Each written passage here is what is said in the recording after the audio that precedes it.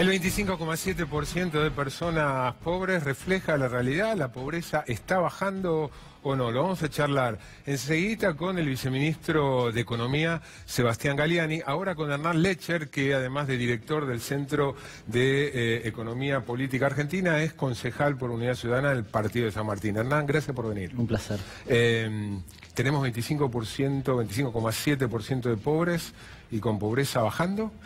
No, claramente no. El INDEC o el gobierno a través del INDEC ha modificado, ha hecho una serie de modificaciones en lo que tiene que ver con la metodología. Algunas yo tildaría de picardías, otras que tienen que ver con cuestiones, digamos, propias de la metodología de cálculo de la pobreza. Menciono, básicamente son tres las que nosotros hemos detectado. La primera es que hay un cambio de proyección poblacional. ¿Qué es esto? Bueno, en realidad el gobierno llega al INDEC y dice: tenemos, está bien la población, la cantidad de población, pero tenemos muy pocos adultos y tenemos muchos niños, con lo cual modifica esa proporción interna. A ver. ¿Modifica qué? ¿En la muestra que toma para realizar la encuesta? Sí, en la proyección, no, en la muestra no. En la muestra lo toma igual. En la proyección, cuando lo aplica sobre el conjunto de la EPH, lo proyecta sobre una base que tiene menos, que tiene menos adultos, o que tiene menos niños y que tiene más adultos hoy. A ver. Los menores de 14 tienen, o son pobres, 39,7%. Es decir, yo saco niños y agrego adultos y bajo naturalmente la pobreza. Hay más pobreza en los chicos que en los grandes. Claramente, pero lo dice la propia medición, digamos, no hay que ser... La segunda cuestión... ¿Y eso cambió entre el segundo semestre de 2016 y segundo 2017? Cambia para la medición del segundo semestre. De hecho, el gobierno para el segundo trimestre, que es cuando hace la primera medición y le da 32, no había hecho esa modificación, la hace posteriormente. La segunda cuestión es una cuestión, insisto, que no es un error en sí, pero que el gobierno aprovecha, tiene que ver con la subestimación del peso de los servicios.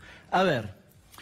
Vos cuando calculás la pobreza haces una línea que es la línea de indigencia, que es básicamente la canasta alimentaria, solo tiene alimentos. Y después la multiplicás por una cosa que se llama inversa del coeficiente de Engels, que multiplica o que estima el resto de los consumos en relación a la canasta alimentaria.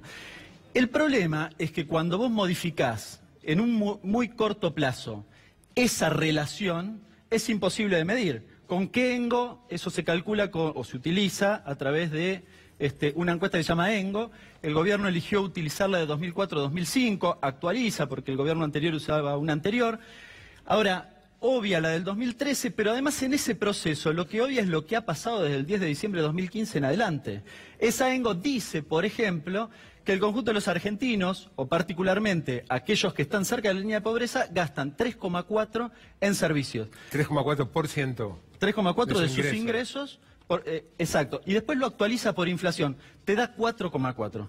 Ninguno que camina un poquitito, que hace algunos cálculos, que cruza algunos indicadores, puede sostener que eso sea real. Naturalmente, ¿esto qué significa? De nuevo, que si yo multiplico ese coeficiente, me da muy bajito, y multiplico la línea de indigencia y la llevo a la línea de pobreza con un coeficiente más bajo porque no estoy considerando los servicios efectivamente, bueno, naturalmente bajo la línea de la pobreza y eso me da una pobreza mucho menor. Y la tercera tiene que ver con, algunas cuestiones realmente llamativas. Nosotros, claro, el gobierno además ha decidido discutir supuestamente la independencia del INDEC.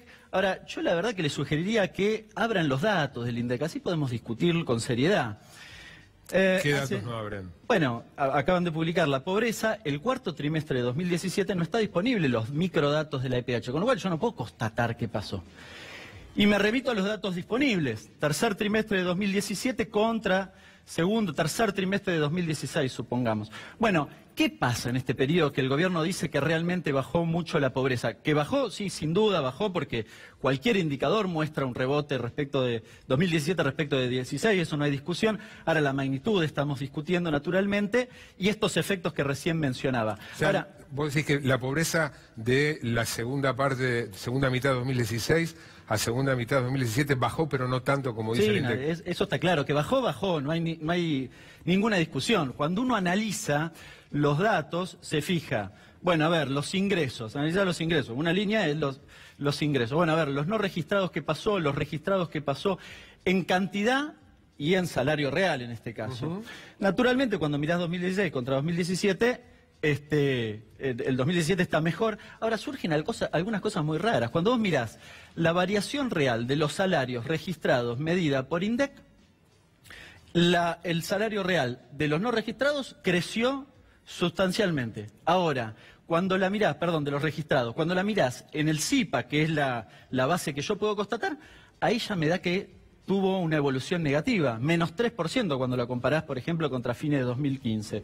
Es decir, el mismo indicador por INDEC y por CIPA te da cosas distintas. Obviamente utilizan INDEC a los efectos de lo que tiene que ver con la pobreza. Cuando vos mirás, y esta es digamos, un poco la conclusión, ¿cuál es el objetivo de todos estos cambios metodológicos que impiden mirar hacia atrás, etcétera, etcétera? ¿Cuál es el objetivo?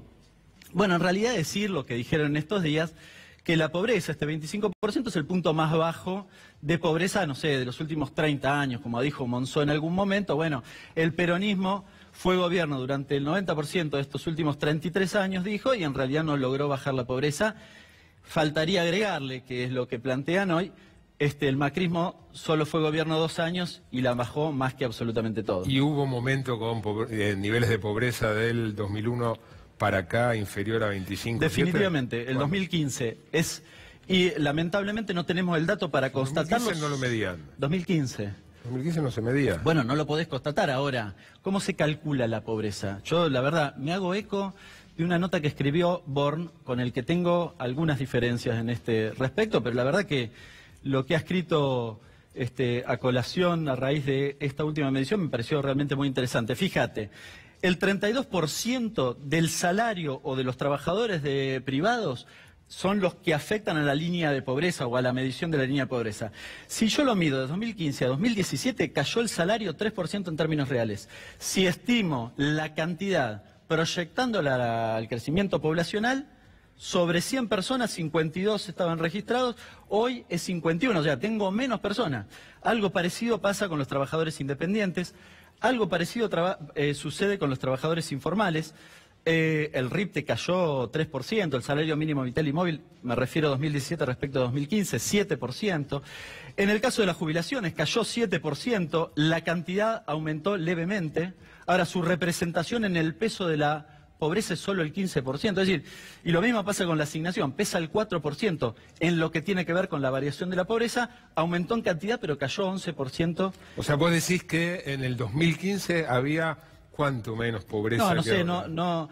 Nosotros la medimos hacia finales de 2015 con una estimación propia, con una canasta propia y con un coeficiente de Engels de Fiel, que es bastante más alto que el que estimaba INDEC en aquel momento, y nos daba cerca de 20. Y nosotros estimamos que... Con esa misma metodología hoy, ¿cuánto?